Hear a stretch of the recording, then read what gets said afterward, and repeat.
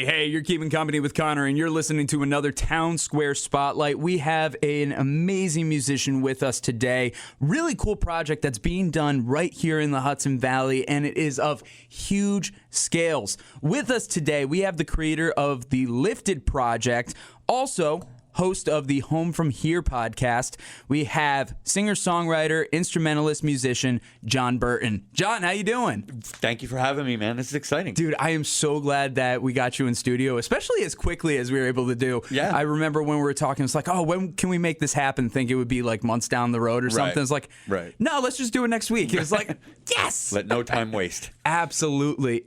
First of all, the Lifted Project is incredible. When I first heard about it, I thought it was insane. It was like, oh my God, look at how much they're pulling together. It's being described as the We Are the World of the Hudson Valley. Right. And it's a really impressive feat because you've been able to get so many A-list singers, instrumentalists a part of this project. You've gotten a lot of creatives involved in this project. For those who are unfamiliar about what the Lifted Project is, could you give us an overview before we start getting into like the nitty-gritty of it? Sure. The Lifted Project is a song where we had a guy cancel and you came in and bailed us out. So first off, thank you, Conor. That's a true story, listener. We had a cancellation and Conor learned the song in a day. Yes. Came and crushed it. And I was really happy. And I was just one person in the entire choir. That was it, though. But I'm already asking you on air for next year. Oh, yeah, you got me. All right, beautiful, man. You got me. So the Lifted Project came from two things. It came from my wife's journey through cancer and how her rehab wasn't a typical rehab. Her treatment was so traumatic that she just couldn't go back to the hospital to do physical rehab. So instead, she worked with a friend of ours and recovered past what anybody thought she would ever be able to do. Wow. And I saw what happens when no money changed hands, just one person helping another person and dedicating themselves to that. And then was watching the We Are the World documentary. Yeah. And I like the big deal about We Are the World is that there's all these talented musicians in one room at the one time, right? And I'm like, well, that's the Hudson Valley. I can do that because I have a show that is half musicians. So I'm like, I can do that. So then it took me a while because I'm slow, but I did get two and two together and go, wait a second, man. If I know these musicians, I'm inspired by this miracle that I saw. So what would happen if we did an original song and no money changes hands, but awareness happens? So we pick 4 charities and or nonprofits, and we highlight them, we lift them. We lift them with this performance. We fill a room. We get them exposed to people. And then afterwards, kind souls like yourself help us promote it and promote awareness of these nonprofits. And that would be a thing. And it had flow. Yeah. Yeah, it had flow. No, even from the beginning, like the inception. I'm sure. Except for the song. I wrote the first song. And I played it for my wife, and she's like, "That's not good." Oh no! Yeah, no, true story. But then after that, yeah, just I still marvel at how everything kind of just came together almost as if it was supposed to. Oh, I think it was supposed to. So obviously, we just recorded everything. What was it? Just 2 weeks ago now, and it's amazing the work that you're able to get done in that time period. But when was this originally incepted? When start was to the finish? idea? Start to finish was about 2.5 months. That's impressive. You calling yourself slow on that? That 2.5 months. That's impressive. What was impressive was I reached out, and it was important to me to work with musicians that I knew that had been on the show, so that first time trying it, you never know what problems can arise. And true. And these people are top shelf pros, so I knew I was in good hands. I invited everybody without having the song written yet. Oh, no. And everybody except one guy who was touring said yes, like within hours. Wow. So now the pressure's on because... Now you got to actually write something. Now I got to write a song. So I was very hard to live with for about 10 days. And then I had a young lady on the show. Her name is Liv. And she's a songwriter too. And she's a fantastic songwriter. I had half the song, and I said, hey, I have the music, I have some lyrics, but why doesn't she throw 2 verses in so that it's not all Johnny? And so she contributed within 3 days. And, That's impressive. And then the nightmare. I had to cut a demo. Okay. But it was a choir song. So in order to create the choir effect, Eric Dalton, who volunteered to produce the whole thing, who's just phenomenal talent. He's a friend of the station. We know him well over great. here. Okay. He said, no, you got to sing it 12 times. Yep. So that it's 12 to 4. Singing a verse 12 times is not a hardship. It's only a hardship when you don't like the sound of your own voice. That's fair. It's amazing. Well, I think a lot of singers, even though we love playing out, we don't necessarily like our voice all the time. Well, I transitioned. I actually kind of do like this. So for years, I was just like a James Taylor knockoff. And I used to run around doing... nothing wrong with that. Yeah, right. And I did these evenings with James Taylor where I would just cover him for like an hour and a half and blah, blah. There's nothing wrong with that at all. Except it forces you to sing like an older Michael Jackson. So...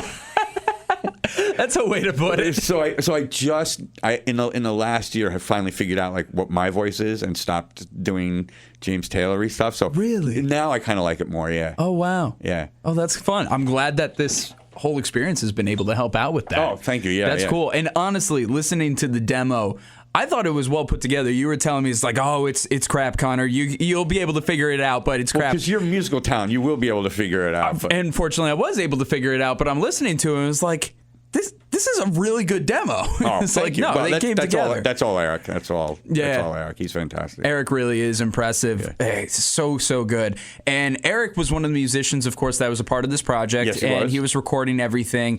You wrote this song. You did it with Olivia Bolger. We Won't Be Broken was the name of the song. Now you have over 30 musicians that want to be doing this. They're partly going to be singing, partly in the band. Now you have to get them all to Paula's Runway Cafe in Wappingers. Cameras on, mics on, everything's going. Tell us about that day from your perspective. Day would not have happened if it wasn't for Karen Catalano. She was our production manager and she ran everybody. And so I was blessed that I didn't have to think about a lot of details. And she was very wise. And every time I started talking about a detail, she goes, Burton, if it's not the song, shut up. So I'm like, okay, fine, I will do that. So day of, you would think I would have been nervous because it's the first time something like this has been tried. These, you all are world class, and if this stinks, it's going to stink loud. Oh no! So, but what happened was it was so big that I didn't get nervous. Yeah. I don't know if you've ever been in that kind of situation where you're involved in something that just gets past what you thought it would be, and all of a sudden you trust, okay, the universe wants this to be the right way. So I got there at like 9, and people were like kind of setting up and shifting around. And because we were filming for the documentary, it was different for me because I had to remember that I was basically on camera for a whole day. You can't do anything too crazy. Don't pick your nose. No scratching anything. And a John Burton reality show could go sideways very quickly. So it was great. And then we had the musicians showed up about an hour early. The band had rehearsed one time before, but the musicians, no rehearsal. Wow. Nobody had sang it with anybody else ever. And it's an original song, so I thought it would be interesting to do the rehearsal in front of the audience. So I can... Even they will be ready. Right. Yeah. And I can legitimately say we sold out an airport, which is kind of cool. Yeah, that was really neat, actually. And so we did the rehearsal we ran through it the first time. And I was into it, but the first time was not good, which it wouldn't be. I mean, it's everybody's first time. Oh, yeah, it's everybody's first time. And my wife's sitting in the front row, and I look back at her, and she's got, and I know this is radio, but she's got a face where her eyebrows are up near her hairline, and she's like, are we going to have to move to another state? No. And then the second time you all nailed it, and it was great. And then it was just a matter of getting enough performances under our belt so that when we were going to start recording, everybody would be bored. So the idea was the idea legitimately was to get everybody bored so that when they recorded, they'd be relaxed. That's fair. I like that. And then we took about a half-hour break. And the reason I wanted the half-hour break was, one, what a networking thing to have all you great musicians meet each other. Yeah. I mean, that alone. And also, the nonprofits had tables set up. So the audience would go and make donations and learn about the different nonprofits. So I wanted that space to happen that way. Then we recorded. And, the nonprofits gave a presentation, and we went off. We wound up using, for the song, we wound up using the first take. Oh, really? Yeah. And the first take was a good take. Yeah, the first take was good. And so then we did a couple more because I wanted Eric to have enough options. Yeah. Then and you could kind of feel the room the whole time was getting like a little more amped, and a little more amped, and a little more amped, and a little more amped. So I people came to see a show. And the show was essentially one song. So so we had to be a little creative because we had people for over 2 hours in there.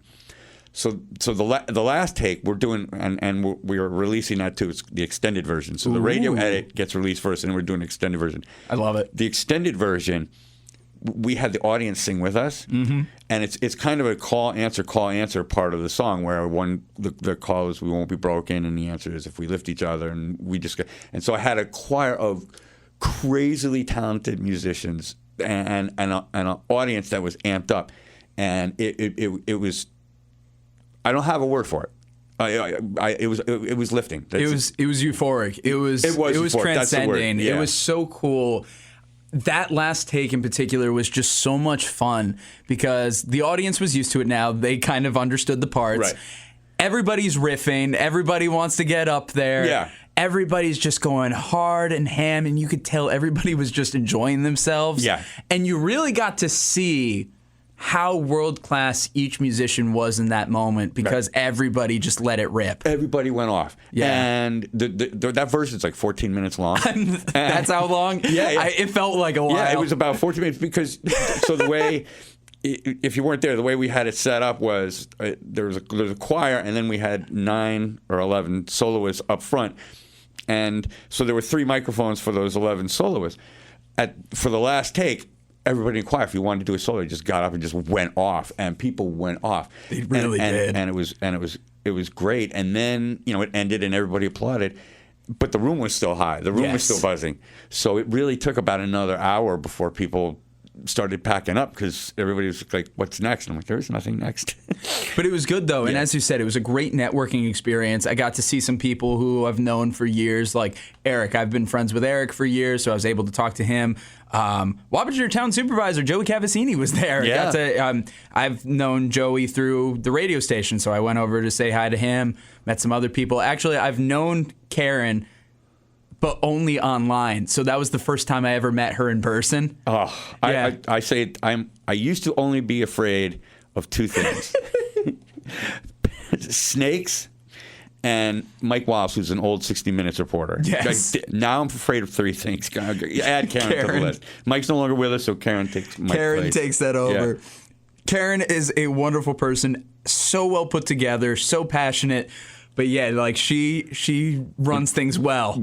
And so my wife goes up to her afterwards and goes, "I don't understand it. He's never had a boss his whole life. I can't get him to do anything I tell him to do, and he's running around to everywhere you point." Because that's what happened. Yeah, that's the way Karen is, though. Yeah, but it was pleasure to see her, meet her in person finally, and just to experience her with you guys. So, what can people expect out of this then? So, there's going to be the song. There's going to be the video. There's going to be the documentary. What am I missing, and what's the timeline looking like for all this?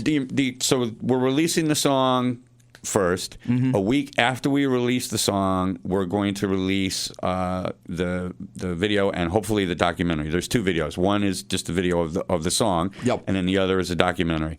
And the documentary gives the non-for-profits a minute on video to kind of explain what they do, because the end goal is to raise awareness for them. Naturally. And after the documentary, we're releasing the extended version, and in June we start production meetings for the next one. That's amazing. Yeah. Oh, that's so cool. And of course, you'll be able to check all of that out online in the description of this interview. We got it all for you, or at least what's available at the moment. We'll have the song ready for you. You'll have the song. And then once everything else is set. We're just going to add it in, and we'll give you guys the updates on it. I think you'll have the video, too. We'll have the video in time? Yep. I love it. And, of course, I just want to give a shout-out to the number of wonderful charities and organizations that is working with the Lifted Project, making sure I got them all. Hudson River Housing, Berkshire Farm Center and Services for Youth, Hudson Valley Animal Rescue, and Kidney for Clark. That's it. Beautiful. Well done. And they are really amazing charities. I've worked with a couple in the past. I just met them, a couple others through the Lifted Project.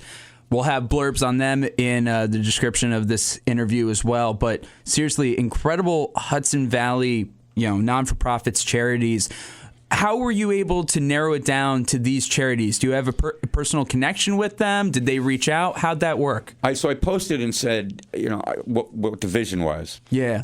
I know Hudson River Housing very well, so that was a given. Yeah.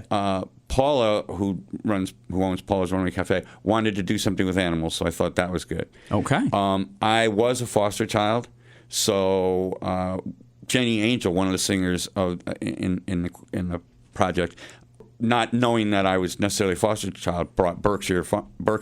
That's just perfect then. Yeah, and it was great. And in the last Kidney for Clark, they've been on the show, and they're just wonderful people who need a kidney. And so I thought, we'll do one for an individual, one for children, one for animals, and the show is Home From Here, so one for homeless. Yeah, absolutely. I really think that's tremendous, the range of the organizations that you're working with, and I think this will be able to help them out big time, and I'm excited to see what the outcome of all this will be for them, for you, and everything. I think that is so incredible. Now, John, we've been referencing your show. Okay. But let's talk for a moment. What is Home From Here? I don't know. It's an incredible podcast. It is top 10 globally ranked from Mixcloud Radio. That is impressive. You have all these incredible musicians on, filmmakers, creatives of all different kinds, but it's more than just the music. It gets much deeper than that. Can you tell us what you're trying to convey with Home From Here? The show, I had a period of my life where I was crazy. And I mean, in underwear with the BB gun looking for the aliens, crazy. Like that scene from, was it Martin Sheen in Apocalypse Now? Yeah, there it is. And I found my way out of that. And so the show is half musicians. And the other half, we deal with mental health. But in any way, I'm very eager to get the remaining stigma off of mental health. So I use the word crazy because if it's not okay to say it, it's not okay to be it, and it is okay to be it. Mm-hmm. So we have authors who have written self-help books. We have lawyers. We have people who've just had interesting journeys with mental health and gotten to the other side of it. We talk a lot about the creative process because I think creating anything is an invaluable tool. We talk about alternative ways to manage your head. The medication, obviously, if it works for you, it's great.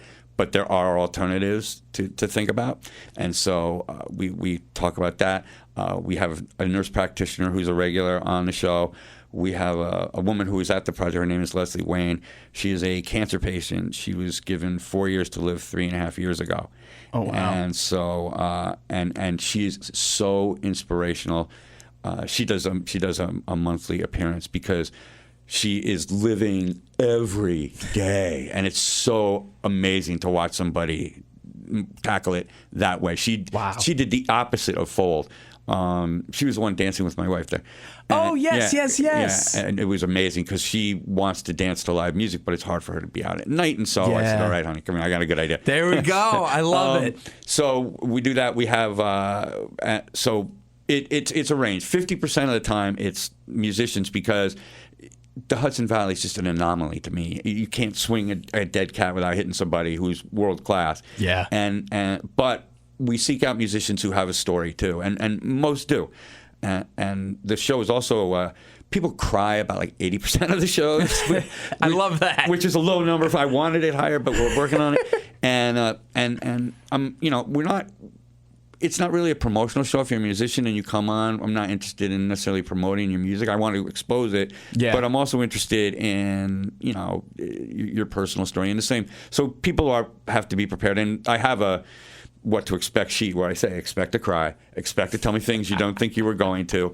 I don't edit, so what if you say it, it's just going to be there. It's out there, yeah. And it's had a remarkable reception. That's amazing. Yeah, I was not expecting to the point where it's my full-time job now. Yeah, that's really incredible. The fact that it has as big of a reach. Here we are in the Hudson Valley. The Hudson Valley is great. We know that it's great. But to be able to have the reach and accessibility that you've had with this show and the way that you've been able to touch people across the globe with it is really impressive. Yeah, I think we're in 24 countries, and I might be... I might be the David Hasselhoff of podcasting because I'm more popular in Europe than I am here. I don't know. Nothing wrong with that. Just go on a tour in Europe and once a year. Yeah, see how everybody reacts to you. Oh my God, John! Yeah, but no, we're doing all right here too. And it's I was overwhelmed by the way the show landed. So I'm really glad about that. I think, as you said, you hit some hard times a while ago. But I know it's kind of weird to look at it sometimes. Certain things are supposed to happen to lead you onto a certain path. Yeah. And right now, the path you are on, or at least where you are in this path, you are lifting so many people. Oh, thanks, man. You were lifting yourself. You were lifting music. You're lifting charities. And I just got to applaud you. Seriously. Thank you seriously. So much. The I incredible did have to work. get banged up to get here, but I'm glad I'm here. I'm glad that you're here too. Thank you so much, man. I'm super glad that we've connected in all this. And I do have to mention how John and I connected because I just think it's funny. I simply got the information through one of the PR firms that I work with. They sent me the press release. Hey, Conor, can you put something up about this? It's like, oh, God, when's this happening? It's happening Sunday? Yeah, I guess I can put it up Friday. Sure. Try to put something together. John sees it and is like, how have we never met? Yeah. You need to come out here.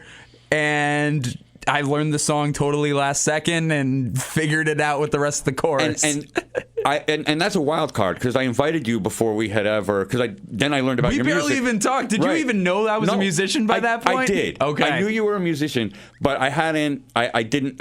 So then I exposed myself to music. I'm like, okay, so this guy's up there, but we hadn't spoken or written or anything yet. No. And we were only texting. I think I said, hey, thanks very much, and would you like to fill in? Yeah. And I'm like, okay, that's a roll of the dice because what if this guy is a square peg in a round hole? And you wrote back such a nice message. I'm like, yeah, score. It's so supposed to be. And you were so fun that day. I appreciate it. You were so fun. Oh my fun. God. Yeah, it was a lot of fun. And you're coming on the Home From Here, right? I would love to be on Home From Here. Beautiful, man. Absolutely. All right. Yeah, no, you just let me know. Okay. But seriously, it was such a great time. And I said this the day of, I feel like you and I have very similar styles about how we go creating music and producing and directing everybody. I know I'm really in awe of all the things that are going on. And again, you can check out the song. It will be in the description of this interview. You'll be able to find it, and we'll be able to update things as more comes out. And you're not going to be waiting that long. This is going to be incredible. Seriously, the timeline, all of this is phenomenal. John, thank you so much for being here on this spotlight. Do you have any last little nugget that you want people here in the Hudson Valley to think about or to know, or just something to leave them with? If you're in the Hudson Valley, you live in a super special place. And if you're willing to spend just a little bit of energy lifting somebody else up, the place becomes more special. Perfect. Can't even top that. John, thank you so much. Thank you.